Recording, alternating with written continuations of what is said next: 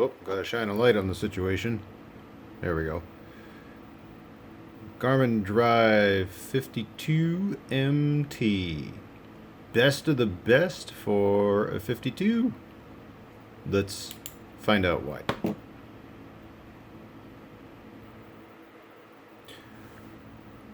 Okay, when it comes to Drive 52 models, to the best of my knowledge, in the North American market, there are three of them. You've got the EX, which I have. You have the M, and then you have the MT. Now I think in Euro markets there is the MTS. Pretty sure. Might be wrong there. But anyway, here in the United States, in the North American market, we have EX, which is the really basic model. You have M, and then MT. M means maps, and T means traffic.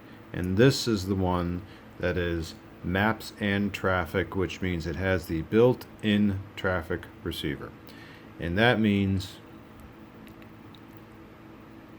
that I have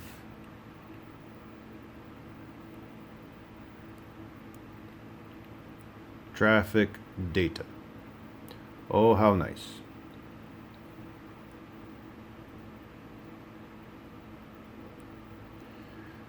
Now the generation of this guy is this is in the 55-65 era, so it has the exact same UI more or less as the Drive Smart 55 and the Drive Smart 65, except now this is the very last matte screen. This was the end of the line for the matte screen for Garmin. After this they went all capacitive. For example, the Drive 53, that is a capacitive screen.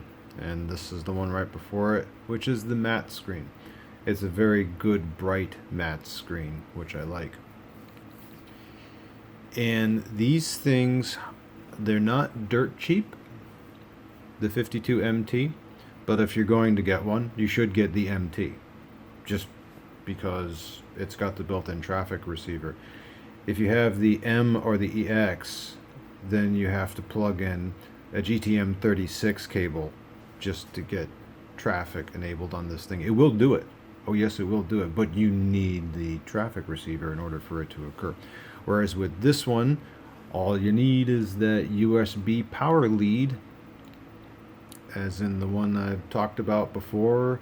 If I remember to, I will put it as a pinned comment, and you can get everything working, including the FM traffic, with a plain USB power cable, and that is a great thing.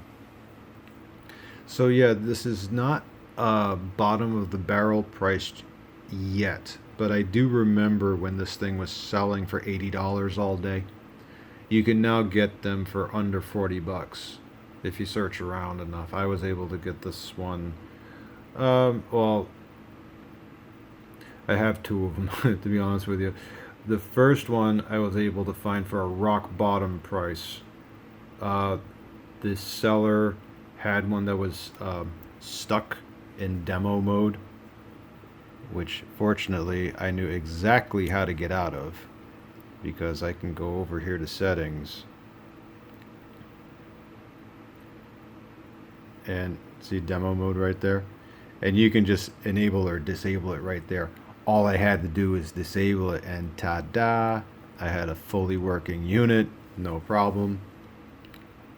This one right here, this one I paid a little more for, and it is in slightly better condition. But anyway, I remember when these things were selling for 80 bucks all day, and you can get them for less than half price now, if you specifically find an MT.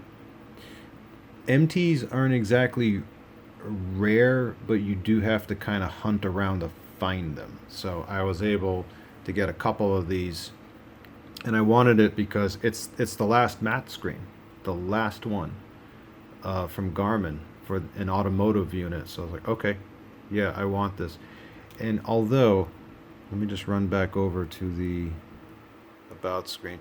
Now here's the interesting thing about this, is that when I look at the hardware version, I looked at my EX before I recorded this video. The hardware version is exactly the same.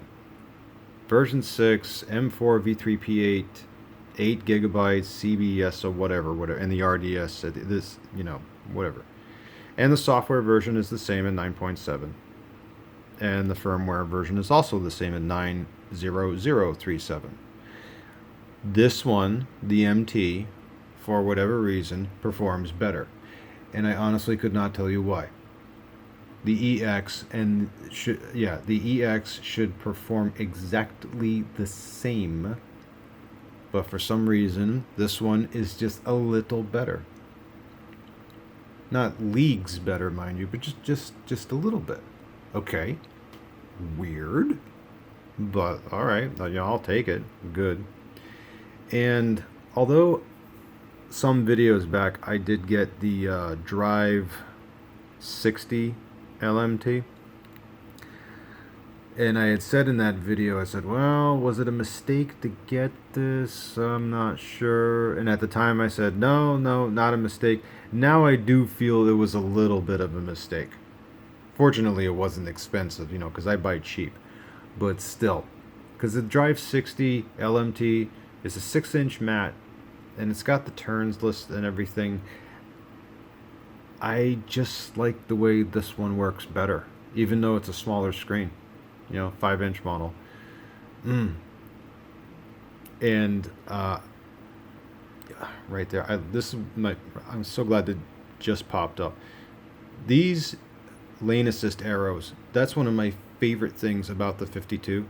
It's more legible than the Drive Smart 66. It is. Although this stuff at the top is smaller. But these arrows right here, which are really neat to see, yeah. It's just nice. There are certain things that the 52 just does better, and that's one of them.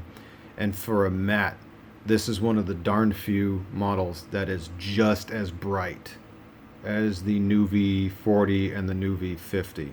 And that's saying something, because those are super bright screens. This is right up there with them, which is good. This does not have animated junction view, only static junction view imagery. And that's okay, because sometimes I like a model that doesn't have all this animated stuff on the right side whenever I approach an exit. This one's good like that. I think the biggest flaw with the 52 is that it is a little on the slower side. It's slower than the 2599, absolutely. It's slower than the Drive Smart 66. But as far as just, okay, is it a good daily? Yeah, it's a good daily.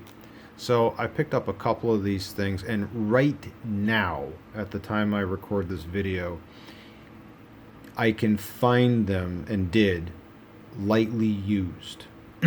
Where they're not all banged up and everything. And yeah, you can find those, because some people treat these things terribly. But I was able to get 2 of them, and this is one of them where it's not banged up terribly, and battery still functions fine, still holds a charge, no problem. I mean, it only holds a charge for something like an hour, maybe 90 minutes if you're lucky. But I always run these things plugged in anyway. And again, now was the time to get it. It's like, okay.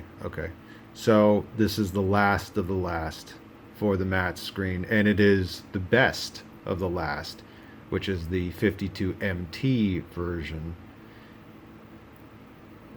Now the other than the slowness that I mentioned, the only other annoying part about this is the same annoyance that is in the Drive Smart 55 and 65, in that favorites icons are always on the map whether you want them there or not, which you can get around by using a POI database with a transparent icon. I believe I've covered that before in previous videos. Legibility, decent for what it is. It does have the little history channel stuff, which I like.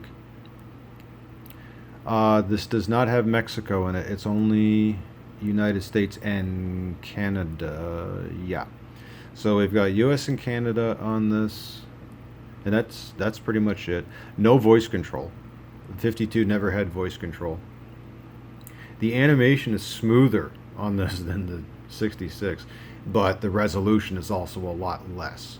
At 480 by 272 instead of the what is it? The 1280. It's either 1024 or 1280 resolution of the 66. Decent overall though, but again, I wanted to get it. I wanted to get it because last of the last, and you might as well get the best of the last, and the 52 MT is it. So, if you can live with it, I certainly can. I might even put this in the car as my backup for my 66 because I'm very familiar with it. It works well. The traffic works really well on the. Yeah, that's the last thing I'll say. The traffic antenna on this thing, even when powered with plain USB, is darned good. Darned good. It's just RDS, but still darned good if you are in an area with good coverage, which I am in the Dallas-Fort Worth area. So there it is, the 52 MT, best of the last for the matte screen.